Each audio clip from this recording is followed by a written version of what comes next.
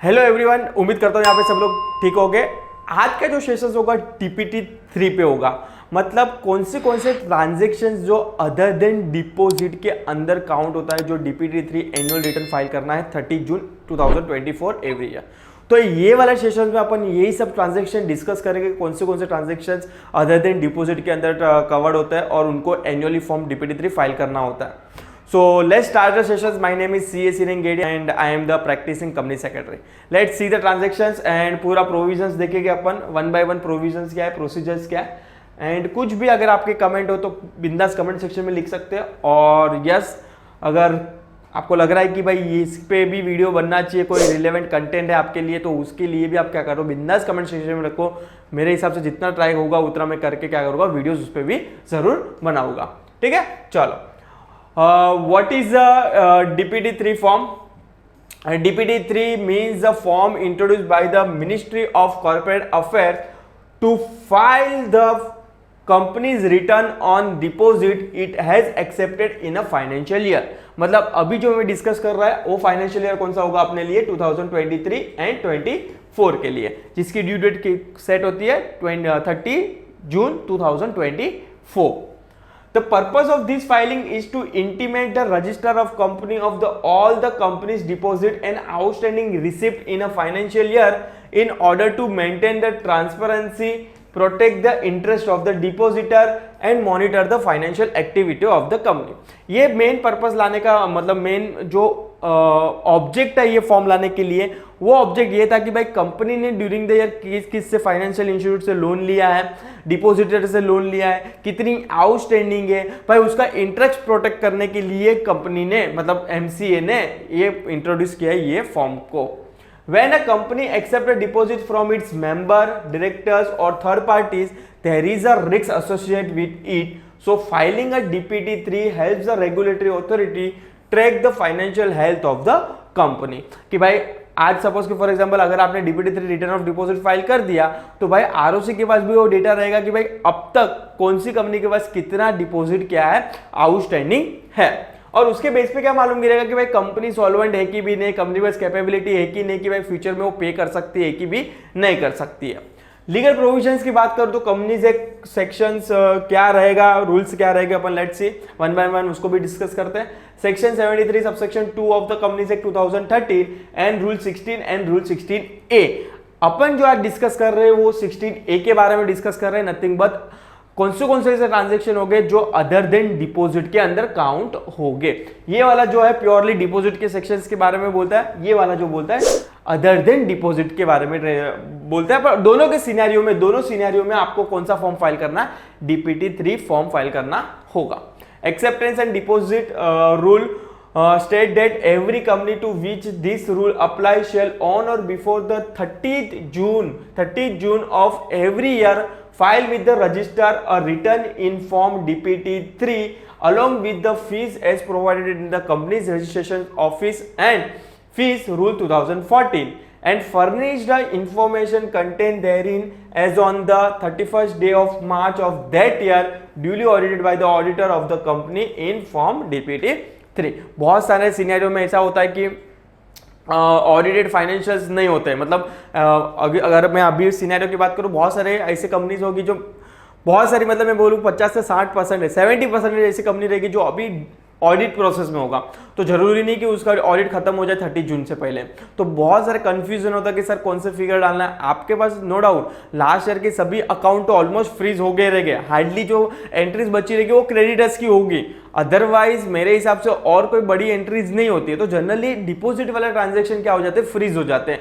तो उनके पास जो मोटा फिगर होता है वो जनरली क्या हो जाता है, फ्रीज हो जाता है। उसके बेस पे आपको क्या करना है, DPT3 फाइल करना होगा। अगर आपके पास ऑडिटेड फाइनेंशियल है तो कोई चिंता ही नहीं है, मतलब कोई टेंशन वाली बात नहीं है। आप उसमें से ही मतलब एज ऑन 31 मार्च 2024 के अगर आपके फाइनेंशियल ऑडिट हो गए तो कोई टेंशन वाली बात ही नहीं है।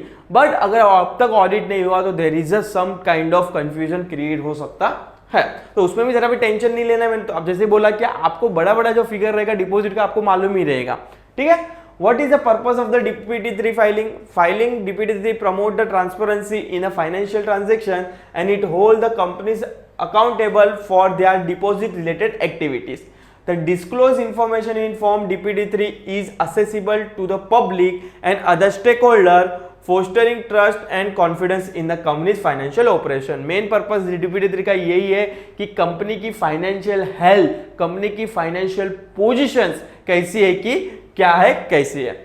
ये फॉर्म मैंने जैसे बोला कि intimate of deposit receive by the company, मतलब अगर आपने नॉर्मल डिपॉजिट के अंदर फॉल हो रहे हो रूल्स के अंदर या तो फिर सेक्शंस के अंदर, तो आपको DPT3 फॉर्म फाइल करना है। बट अगर अदर देन डिपॉजिट वाला ट्रांजैक्शन है तो भी आपको फॉर्म फाइल करना है एनुअली। तो दोनों सिनेरियो में आपको DPT3 फाइल करना है, जैसे मैंने आपको बोला ऊपर, intimation of deposit receive by the company and intimation of receive not consider as a deposit. और आज का जो सेशंस में अपन डिस्कस कर रहे हैं, जो ये पूरा लेक्चर है वो किस पे होगा, not consider as a deposit पे अपन क्या कर रहे हैं, डिस्कस कर रहे हैं।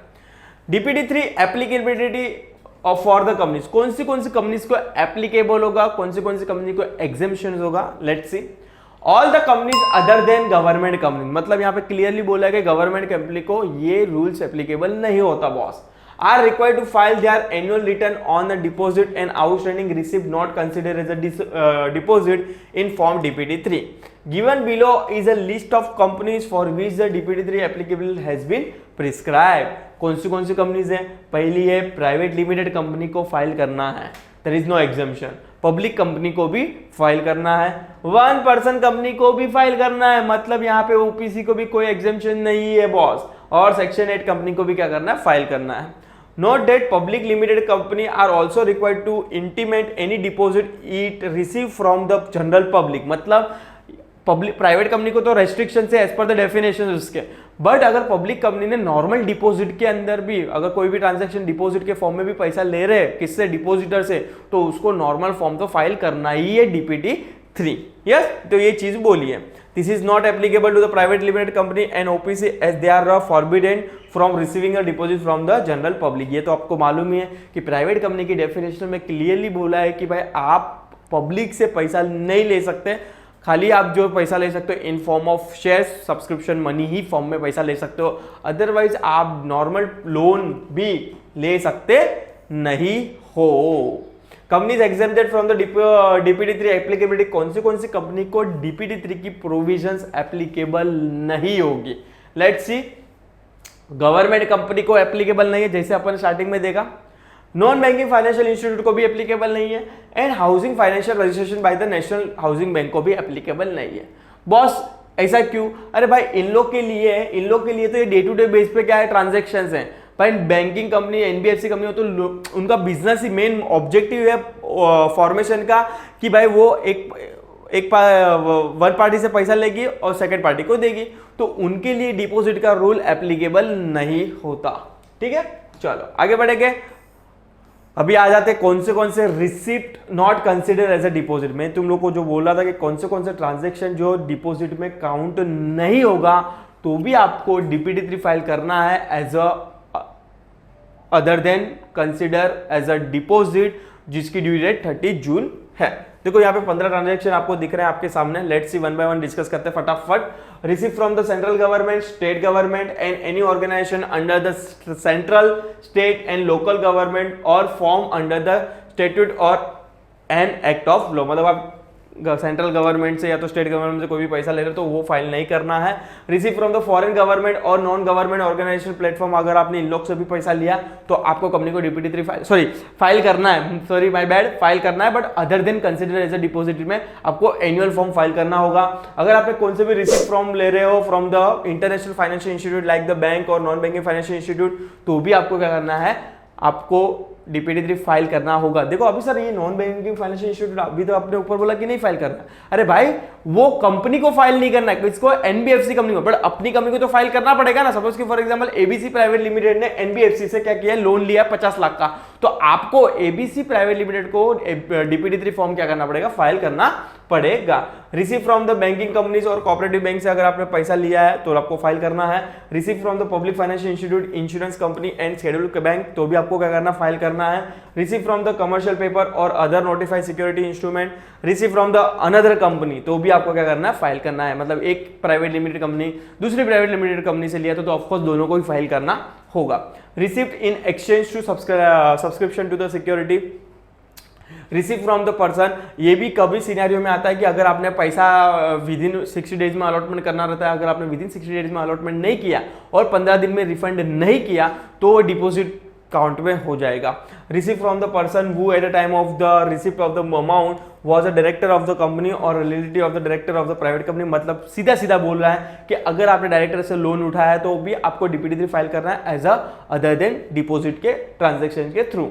Receipt against the issue of the bond और debenture except those that are fully convertible, non interest bearing security deposit receive from the employee not exceeding his annual salary, advance from the customers हो गया, any interest bearing amount received and in trust है, और receive bought by the promoter by way of the unsecure loan, अगर कोई promoter ने unsecure loan के form में पैसा लाया है तो भी other than consider as a deposit में काउंट होगा और आपको DPT3 फाइल करना होगा बॉस। और receive from the Nidhi companies.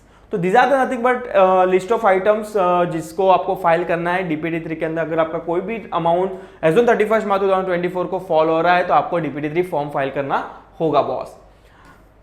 अभी DPT3 की ड्यू डेट्स क्या होगी, इतनी बार बोल चुका हूं तो भी यहाँ पे लिखा है the annual DPT3 form has to be filed on और before 30 June every year financial year reporting the deposit and receipt of the previous financial year. However if this due date is missed, अगर आपने file नहीं किया 30 जून से पहले तो क्या होगा, DPT3 due date late fees will be impose, मतलब आपको एडिशनल फीस पे करके क्या करना पड़ेगा, फॉर्म फाइल करना पड़ेगा।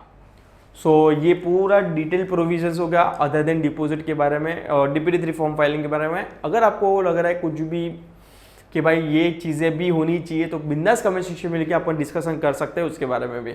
और जाते जाते प्लीज़ चैनल को ज़रूर सब्सक्राइब कीजिए, लाइक कीजिए और शेयर करना भूलना नहीं है। Thank you so much.